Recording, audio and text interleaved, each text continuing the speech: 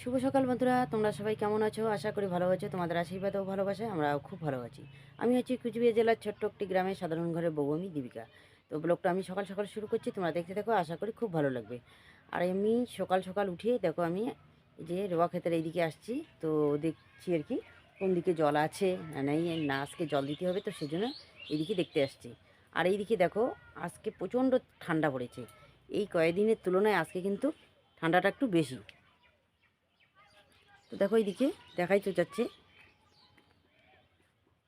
এই বাড়ি থেকে ওই বাড়ি দেখা যায় না। দেখো এইদিকে কি ঠান্ডা আর কি কুয়াশা। তো আর কটা দিনেই তো আছে ঠান্ডার দিন, তাই না? তারপরে তো শেষ। তো ফাল্গুন মাসের 13 তারিখ থেকেই তো ঠান্ডা শেষ, তাই না? তো যাই, তো বাড়িতে গিয়ে তাড়াতাড়ি কাজগুলো করে নেই। আর এখনও বাড়িতে কেউ উঠেনি। তো আমি উঠে এই দিকে চলে আসলাম বাইরে, তো রোয়া ক্ষেত দেখতে। তো ঠিক আছে, বাড়িতে গিয়ে তাড়াতাড়ি কাজগুলো করে নেই। তো এইদিকে বাড়িতে এসে তাড়াতাড়ি করে উঠান ঘর ঝাড় দিয়ে নিলাম। আর এইদিকে তাড়াতাড়ি করে এই যে কলপারে বাসনগুলো রেখেছি, তো এগুলো মাজি। তো মাজার পরে তো তোমরা জানোই আরও কত কাজ থাকে, তাই না? তো ভাবলাম যে না, এগুলো এইদিকে কিন্তু হাঁসগুলোকে ছেড়ে দিয়েছিলাম। তো ভাত খেয়ে নিয়েছে।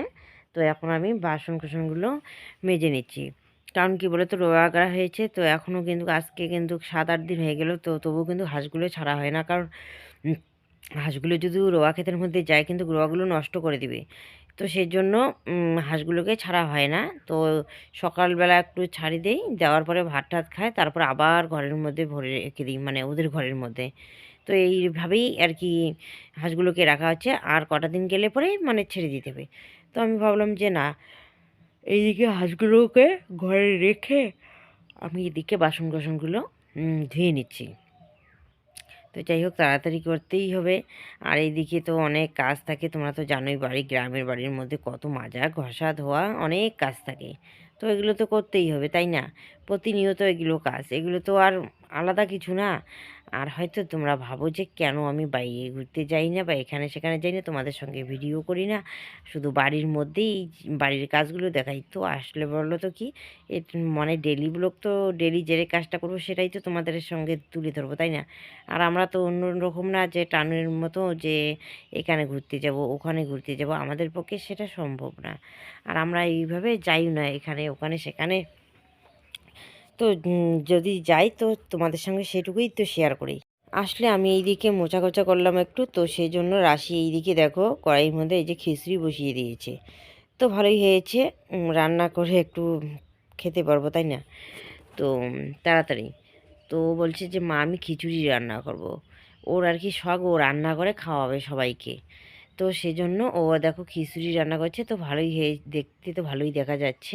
তো রাশি এদিকে খিচুড়ি রান্না করছে, আর আমি এদিকে দেখো মোচাকোচা করে তারপর আমি ছান করে ঠাকুরটা মুছে নিলাম, আর এইদিকে ঠাকুরটা পুজো দিয়ে নিচ্ছি। তো ভালোই হয়েছে, এরকম করে হাতাহাতি করে কাজগুলো করলে কিন্তু ভালোই হয়, তাই না? যেহেতু ওর স্কুল নেই, তো সে বললো যে মানে রাশি বললো যে না তাহলে আমিই রান্না করি। তো ঠিক আছে। আর আমি এইদিকে দেখো ঠাকুরটা পূজা দিয়ে নিচ্ছি। আর কি বলো তো, মাথাটা আজকে সাবান দিয়েছি। আর এইদিকে আমি তাড়াতাড়ি করে রেডি হয়ে নিলাম। কারণ কি বলো তো, এই যে রাজের ব্যাংকের বইটা বন্ধ হয়েছে, তো মঙ্গলবার থেকে ওদের স্কুল খুলবে, তখন তো আর যাওয়াই যাবে না। তাই ওর বাবাকে বললাম যে রাজকে নিয়ে যেতে ব্যাংকে, তো ওর বাবা বললো যে মানে আমাকেও যেতে। তো কি করতে হবে না করতে হবে, তো সেজন্য ওর বাবা তো ব্যাংকে যায় না, তো সেজন্য। তো এইদিকে আমিও রেডি হয়ে নিলাম। তো ঠিক আছে, তাড়াতাড়ি যাই, মানে 10টার মধ্যে গেলে পরে কি হবে বলো তো, তাড়াতাড়ি আসা যাবে বাড়িতে, বাড়িতে এসে কাজগুলো রান্না বান্না সব কিছু করতে পারবো, তখন অতটা ভিড় থাকে না। আর দেখো এইদিকে কত সুন্দর হয়েছে খিচড়িগুলো, তাই না? দেখলে কিন্তু খেতে ইচ্ছে করে, তাই না? বাড়িতে আসছিস কি? টমেটো কি?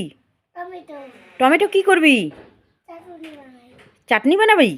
তুমি রান্না করবে না তোমার মা? মা রান্না করবে। তো সেই দিন আমাদের বাড়িতে টমেটো চাটনি খেয়েছে, ওকে নাকি খুব ভালো লেগেছে। ওর মাকে প্রতিদিন বলে মা টমেটো চাটনি বানাও। তো টমেটো নেই, তো সেই জন্য এই যে আমাকে জিজ্ঞাসা করলো, তো আমি বললাম যে আসে। তো কালকেও বাড়ি থেকে নিয়ে এসেছি কতগুলো টমেটো। তো দেই কিছু ডিঙ্কাকে চাটনি বানিয়ে খাবে, ঠিক আছে না?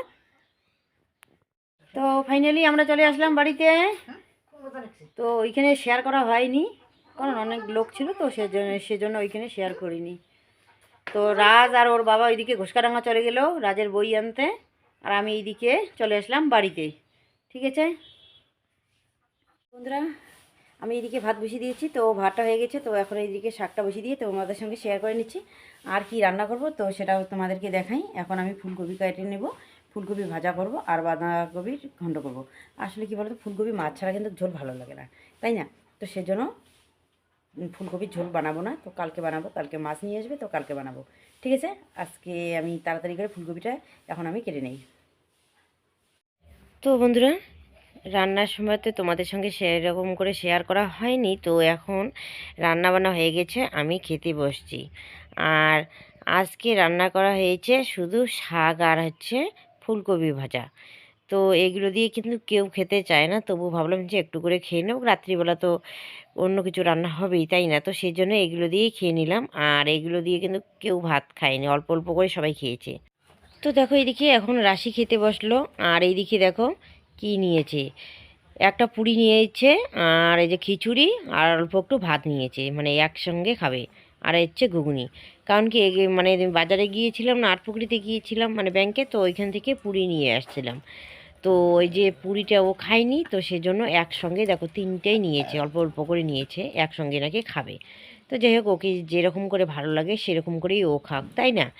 তো আর আটপুকুরিতে গিয়েছিলাম, আর ওইদিকে 500 টাকা তুলে নিয়েছি রাজের একটা ব্যাংকের, মানে ব্যাংকের বই না, সরি, নিয়ে যাচ্ছি কি যেন, মানে নোট বই। আসলে কতদিন হয়েছে, মানে টাকা নেই টাকা নেই, মানে মানে আর মানে ওর বইটাই আনা হয় না। দেখো কতদিন হয়ে গেল ভর্তি হওয়ার, তো সেজন্য এই যে ওর জন্য আর কি 500 টাকা আমার অ্যাকাউন্ট থেকে তুললাম। আমার অ্যাকাউন্টে টাকা তো আর জমা কবে হয়, মানে এই যে লক্ষ্মীর ভাণ্ডারে টাকা যদি কয়েক টাকা ঢুকে, এই দিকে তুলে আনতে হয়, এইদিকে বই আনতে হয়, এই রকম করেই মানে শেষ হয়। এই যে ভর্তির সময় তুললাম, ওদের দুজনকার ভর্তি করে দিলাম, তারপরে কিসের জন্য তুললাম, এই যে রাশির পেয়ান এই যে নেই, কিছু নেই, এনে দিলাম। এই যে রাশির প্যান, ওর দাদার জ্যাকেট, এগুলো আনা হলো। তো এখন আবার দেখো ওর নোট বইটাই আর আনা হয় না। তো পুরের নোট বইও আর পাইনি, ভাবছিলাম যে পুরের নোট বই পাবো, কিন্তু পাওয়া হয়নি। তারপরে আমি কি করলাম, এই যে গত মাসের ছিল আর এই মাসের ছিল, তো 1000 টাকা নাকি মানে অ্যাকাউন্টে না থাকলে টাকা দেয় না, তো 1500 টাকা টোটাল হয়েছে। তার মধ্যে 1000 টাকা রেখে 500 টাকা তুলে এনেছি এই যে রাজের বইয়ের জন্য। এইরকম হচ্ছে অবস্থা। তো যাই হোক, কী করা যায়, এরকম করে চলতে হবে। তো কালকে ওইদিকে রাজ ওর বাবার সঙ্গে ঘোষকাডাঙ্গা গিয়েছে, ওইদিকে ওর জন্য একটা নোট বই নিয়ে আসছে।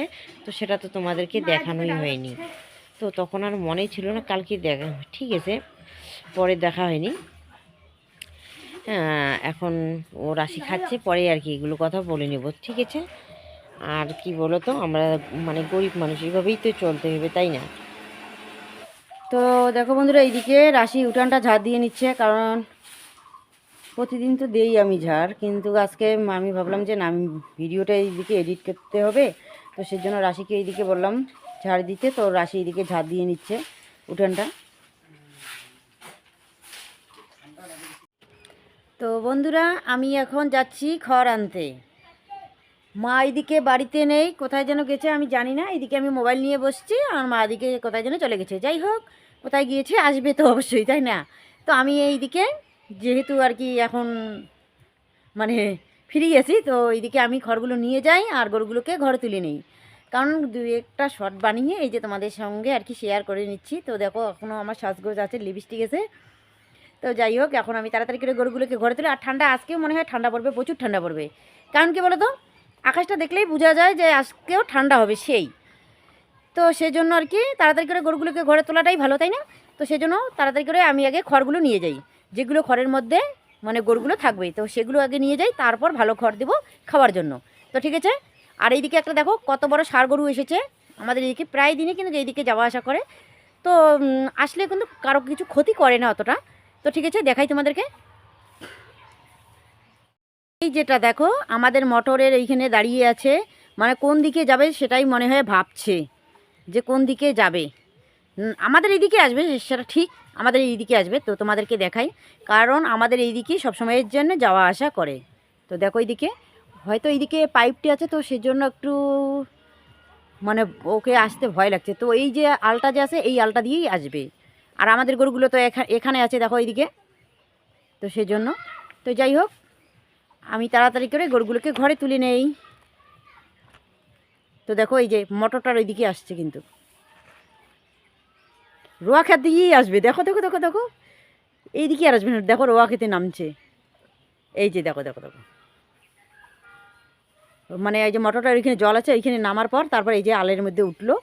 তো যাই হোক আসুক, কোনো ব্যাপার না, এদিক সেদিক তো ঘুরবেই, তাই না। এদিকে রাশির কলম হারিয়ে গেছে, তো একটু আগে দেখো দাগ দিয়ে নিয়েছে, তো এখন কলমটা বিছানার মধ্যে হারিয়ে গেছে। তো কলমটা এত খুঁজে চলছে কিন্তু কলমটা পাওয়া যাচ্ছে না। রাশি কি হয়েছে, কলমটা পাইস নাই? পাই নাই। আর ওটা আমার কলম, রাশি নিয়ে হারিয়ে ফেলেছে। তো দেখাই কলমটা কোথায় আছে। হ্যাঁ সবাই এদিকে দেখো। মা গো এই এই দাগটা এইটা কি মা, ভালো করে নিচু করে দেখো তো মা, এটা কি ভালো করে দেখো। তো দেখাই, এই যে দেখো রাশির মাথায় দিয়েছি কলমটা।